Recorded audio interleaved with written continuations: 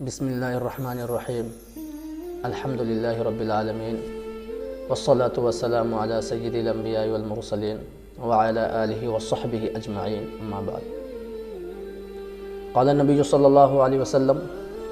اذا دخل رمضان فتحت ابواب السماء وغلقت ابواب جہنم وسلسلت الشیاطین صدق اللہ العظیم۔ میرے محترم، اللہ تبارک و تعالی کا کرم ہے، احسان ہے کہ اللہ تبارک و تعالیٰ نے ہمیں اور آپ کو رمضان کے مہینے تک کے پہنچایا۔ یہ اللہ کا بہت بڑا احسان ہے۔ کتنے لوگ جو اس دنیا سے رخصت ہو گئے، کتنے بھائی ایسے تھے جو اس دنیا میں نہیں رہے اور وہ اللہ کے پیارے ہو گئے، لیکن اللہ کا احسان ہے کہ اللہ تبارک و تعالیٰ نے ہمیں اور آپ کو اس مہینے تک کے پہنچایا، اور اس مہینے کی فضیلت اللہ تبارک و تعالیٰ نے بہت بڑی رکھی ہے، اور یہ بہت محترم بالشان مہینہ ہے۔ شہر رمضان الذی انزل فیہ القرآن، کہ اس مہینے میں قرآن کریم کا نزول ہوا ہے، اور یہ مہینہ اللہ تبارک و تعالیٰ نے جو بنایا ہے، یہ بندوں کے لیے بہت یہ مفید ہے، اور اللہ سے مانگنے کا، اللہ سے لینے کا یہ مہینہ بہت خاص ہے۔ دیکھیں، رمضان کو رمضان کیوں نام رکھا گیا؟ میرے محترم، اللہ تبارک و تعالیٰ اگر چاہتے تو کچھ اور نام رکھ سکتے تھے، سفر رکھ دیتے، محرم رکھ دیتے، لیکن رمضان کو رمضان کیوں رکھا گیا؟ رمضان کے معنی آتے ہیں کسی چیز کو جلا کر کے راکھ کر دینا۔ اسی طرح سے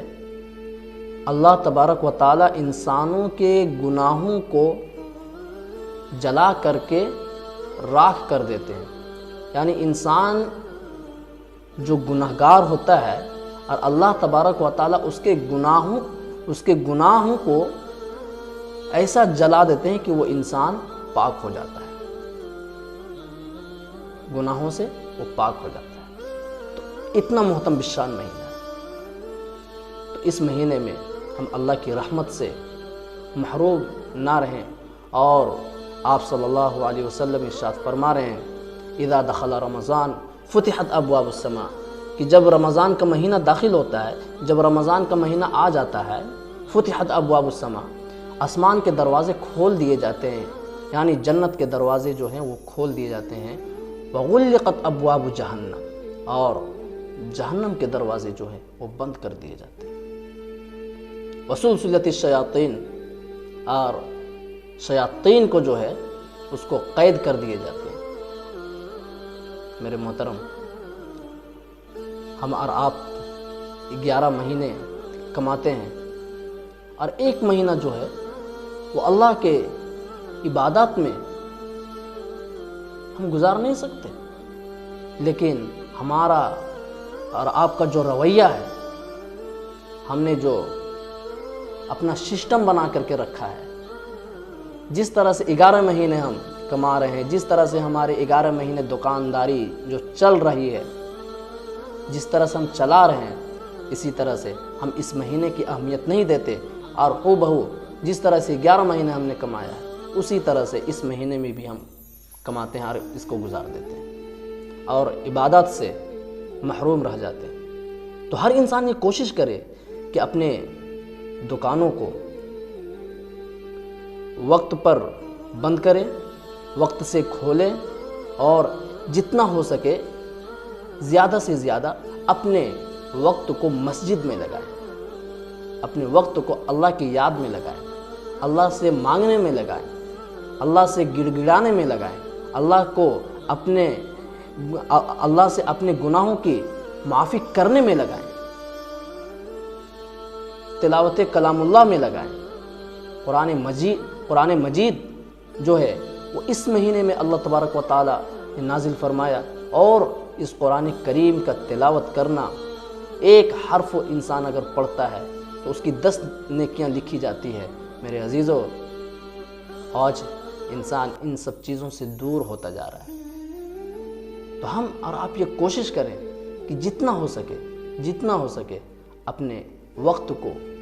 اللہ کے سامنے لگائیں، اللہ کے یاد میں لگائیں، ورنہ پتہ چلا کہ اتنا محترم بالشان مہینہ بھی جس طرح سے ہمارے 11 مہینے گزرے ہیں، اسی طرح سے ہمارا یہ مہینہ بھی پار ہو جائے گا اور ہم ثواب سے محروم رہ جائیں گے۔ اور اگر ہم اللہ کی رحمت سے ہم محروم ہو گئے تو پھر کل قیامت کے دن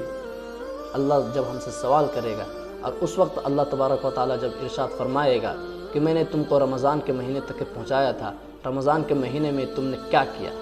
میرے عزیزو، اس وقت اگر انسان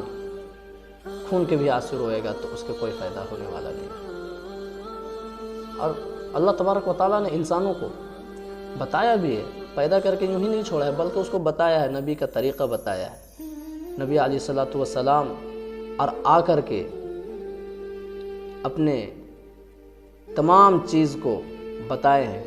کہ انسانوں کی زندگی کس طرح سے گزارنی چاہیے، اور اللہ تبارک و تعالیٰ نے پھر کتاب اللہ کو عطا فرمایا۔ تو ہم اس مہینے میں جتنا ہو سکے اللہ کی یاد میں گزارنے کی کوشش کریں، اور اللہ تبارک و تعالیٰ کے سامنے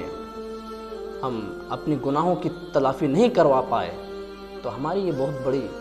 بدقسمتی ہے۔ اور انسان یہ کہے، اگر یہ سوچے کہ اللہ تبارک و تعالیٰ جس کو ہدایت دیتے ہیں، میرے عزیزو، انسان کا کام بھی ہے تو کوشش کرنا۔ آپ اگر چاہیں گے نہیں، آپ اگر دل میں یہ ارادہ نہیں کریں گے کہ ہاں چلو بھائی ہم نماز پڑھنے کے لیے جائیں، آپ جب دل میں ارادے نہیں کریں گے تو پھر آپ کے قدم کہاں سے بڑھیں گے؟ پھر آپ کو اللہ تبارک و تعالیٰ ہدایت سے کیسے نوازے؟ تو آپ کا کام کوشش کرنا۔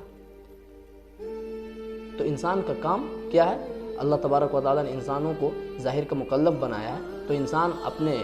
جو کام ہے اس کام کا ارادہ تو انسان کرے، پھر اللہ کی مدد اس کے ساتھ شامل ہاتھ ہوتی ہے۔ اب پتہ چلا کہ ہم ارادے بھی نہیں کریں گے اور اپنی زندگی کو یوں ہی گزار دیں گے، یہ بہت بڑی ہماری بدقسمتی، محرومی ہے۔ اللہ کی رحمت سے ہم پھر محروم رہ جائیں گے۔ اللہ تبارک و تعالیٰ ہمیں اور آپ کو اس بات پر عمل کرنے کی توفیق عطا فرمائے۔ وآخر دعوانا ان الحمد للہ رب العالمین۔